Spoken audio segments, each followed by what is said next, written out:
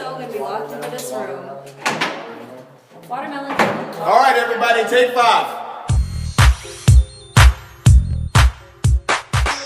Amplify your productivity. That's right, we need accents. Oh, right. That's what we need. Hey guys, thank you so much for joining us for this Take 5 video today. We really appreciate it. This is Robert. I'm Amy.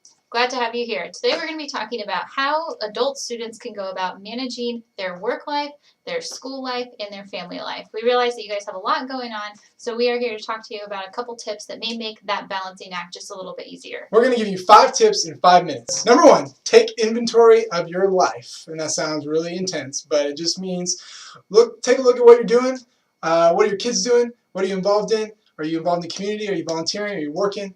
What does that look like? And what are you willing to commit to? What are you able to commit to on top of what you already are committed to? Don't commit to too much. That's bad. Okay, so step number 2 is going to be to find ways to maximize the time that you do have. So once you take a look at the inventory that you've created, figure out if there's any way you can do those things more easily. Ask for help if you can. Do you have any friends or family that are willing to step up and maybe give the kids a ride to school or pick them up afterward if that would give you some study time on your own? Don't be afraid to delegate. If you do have other individuals in your life that are able to help you out, just say, hey, would you mind helping me out with this? I'd really appreciate it. And one more point to add to that, it's okay to say no. I know there's so many times that even in my own personal life, people are asking me to do things, and sometimes, as much as you might want to help that person out, it is in your best interest and in your family's best interest if you pass up, especially if you're in school or planning on going back to school, because balance is key and you want to make sure you don't overcommit yourself, because all areas will suffer if you do that. That's real. Number 3, take advantage of your learning style. 3 basic learning types. That's 6. 3 basic learning types we want to touch on. 1, visual. 2, auditory. And 3, kinesthetic. Visual learners learn best by hearing it themselves, for... Visual learners learn best by hearing it. Visual learners learn the best by seeing it for themselves, seeing it in front of them, whether that be through a PowerPoint presentation or watching a video or seeing something be done on a whiteboard. Auditory learners learn best by hearing it. Maybe they take it in through a recording or even just listening to a lecture and taking notes. Kinesthetic learners learn best through hands-on interaction, whether that be using their hands to build something or learning the task at hand by doing it themselves rather than watching it be done or hearing about how it should be done. So not to say that any of these particular types of learning can learn in other ways. These just show the different ways that people learn the best. Once you know what learning style you possess, make sure you utilize study habits that are conducive for that learning style. It's going to save you time and energy, and you're going to get a lot done much quicker than you would otherwise. Number 4, eat some candy.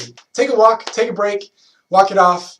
Don't let stress take control of your life. That's bad. Number 5. One of the things that was most helpful for me as an adult student going back to school was to learn to not procrastinate. When you're so busy with so many different things, sometimes you can let the assignments slip by a little bit. I'm just going to wait and work on that when I have a little more time. Don't do that. The more you can get ahead on those assignments and get them done sooner rather than later, the more you're going to enjoy the other parts of your life. Yeah, if you have too much going on in your life, you'll start to feel that stress if you procrastinate. Then you have to go eat more candy, and if you eat too much candy. Number 6, don't eat too much candy. It's a bad cycle. That was free of charge. Number 6 was free of charge. So really it was 6 and 5, but it was 5 and 5. So 5 tips in 5 minutes. Extra one. Peace out. Bonus. Bye.